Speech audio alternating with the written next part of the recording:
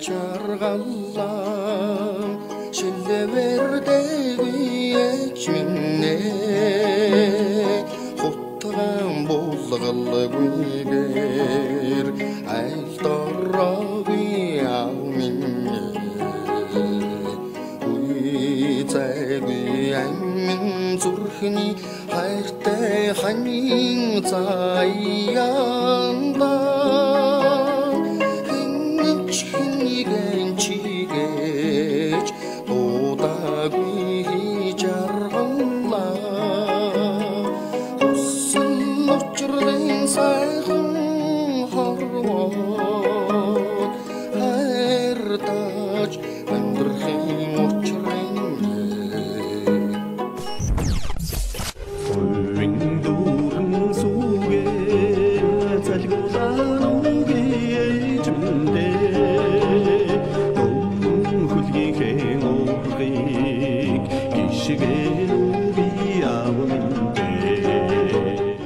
бид цэрэн чимдийн тухай цэрэн чимдийн дуулдаг тухай бол манай энэ цуврал нэвтрүүлгүүдийг сонсдог үзэгч байгаа бол цэрэн чимдийн дуулдаг арга барилын талаар их олон удаа ярьсан. Их энгийн тийм годомжны хэлээр бол хэлэх юм бол наадаг доорчно да. Наадаг доо. Ямар ч илүү дутуу одоо маяг донж гарахгүйгээр өөрөө тэр чигээрэл зүгээр байгаа л юм сайхан. Тэгээд ер нь бас нэг юм байдгийн биш байгаа да гэж сая бодож. Ер нь эхэлж дуусан дууч нь илүү үнэтэй байт юм шүү. Ер нь. Магадгүй. Одоо ингээд эднийг ингээд сонсоод байгаа зэрэг хичнээн ч хоёр дахь нь илүү сайхан дуулсан. Дараачих нь илүү сайхан дуудсан. Тий. Анхны дуулсан дууч нь ямар нэгэн хэмжээгээр илүү сэтгэлд орсон. Тий, нөгөө тэгвэр ингэж байна. Энэ 1990 он зохиогдсон дуу гэж байна. Энэ яруу найрагчийн агуу их зөнгөөр давг дөрж гой маань ухаарч амьдрах хорвоо хайр дааж амьдрах энэ хоёр дуу одоо хоорондоо утга агуулгын хувьд бол их адилхан байгаа үстэй. Яг ижилхэн. Тий. Ард түмэндээ хандсан нэг л санаагаар. Тэгээд за 1990 он бол за хүн ард нийгэм даяараа нэг тийм балмагдсан, тулгамдсан тийм ээ эргэлдсэн, гайхсан үе олон сайхан уран бүтээлчид ер нь арт түмэн бас нэг юу гэдгийг нэг өвгөн туугаад эхэлчихсэн тийм үү. Нийгэм нилээд жаахан уучраа болохоо байлцсан үед чинь манай олон сайхан уран бүтээлч бол одоо уран бүтээлийн замаасаа хальтэрсэн тийм үү. Нэг ийм үед бол хүн ер нь хайр дааж амьдрья. Замаасаа хальтрахгүй байя. Үн цэнтэй зүйлээ арт түмэн маань аваад үлдъя гэсэн сэтгэлийн эмзэглэл бол энэ дуунаас байнга сонсогддог. Өнөөдөр ч гэсэн яг тийг сонсогдож байна. Тэгэхээр хамгийн анхны уран бүтээлч энэ дууг дуулснараа үн цэнтэй хүрээд байгаагийн учир нь бол хамгийн анх энэ үннийг хэлсэн уран бүтээлч үнтэй байдаг таанч байж магадгүй. Тийм ч байж магадгүй тий. 90 оны тухайд бол нэрэл яг манай оюуны салбарын хүмүүс бол ер нь тун айхтар хүнд байдал орсон шүү дээ. Одоо манай хангал нацагд орж бэлэг жаргал чин зориг танаа одоо яруу найрагчтаас уян гэнтэргээд бол дэрдэн ихэнх нь одоо байхгүй тэр цагийн дээр байхгүй одоо энэ хөгжмийн зохиолч нь Йосеф Хатер мөн байхгүй тий эн чинь бол одоо миний шав за одоо манай зундын дөржгөн жишээлбэл 50 дөнгөж л гарч миний шав одоо зундын дөржгөн жишээлбэл нөгөө эхэл залуухан санагданда тэгээ нөгөө молцог зүрхэн энэлэндээ шаналнда Монголын эмгэнэл тесрэхүүтэй гэдэг юм. Тэгэхээр ийм нэг энэ бол 90-ад оны үеийн 90-ад оны хөг энэ дуунаас үнэхээр сонсогддог энэ дуунаас. 90-ад оныхон хөгийг бол цэрэн чимэд өөрөө сайн барьсан баха. Тембрийн хувьд бол илүү сайн барьсан гэж үзсэн. Сүхбаатарын хувьд бол одоо Бүрний баярын амьдралаа гэдэг дуулдаг тэр эднэр чинь Сүхбаатарын дуунууд. Сүхбаатар тэгэл мэргэжлийн хөгжмийн зохиолч юу?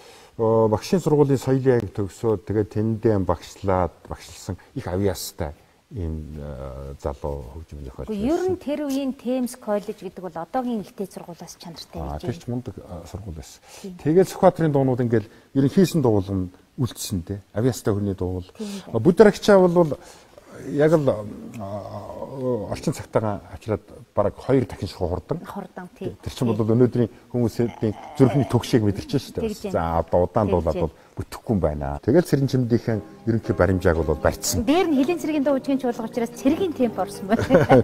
Цэргийн хэмнэлв. Хэмнэл тий. Тийм байж магадгүй. Хурд орсон юм шүү. Тий. Гэхдээ сайхан дуулж байна. Тий. Үйлийн хачааргалаа шилбэрдээ чимдээ хотган болгол бигээр айл дороо би аминтээ витэгрийн зүрхний хайртай ханин заяанда хинэн чинигийн чигэж додаа би жаргалаа хүсэл учрын сайхан хорвоод хайртаач амьдрахын учрын хойвин дүүрэн сүгэн залгуулан үгэй жимдээ хөлгийхэн уургийг гიშгэн үби авминдээ дочиргэн ассандан ухаарлын үдигнэгээд дундурхан их хормоод дүүхийн чиннэн далахлаада хүсэл учрын сайхан хормоод хайртаач амьдрахын учрын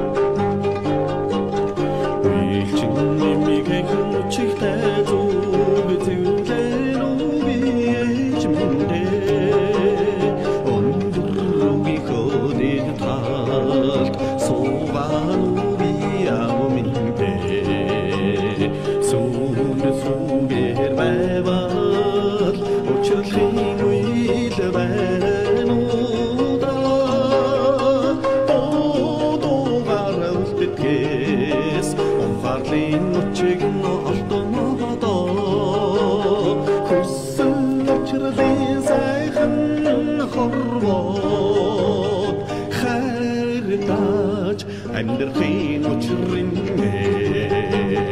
хүсэл учрын сайхан хорвоод хайртаач амьдрахын учрын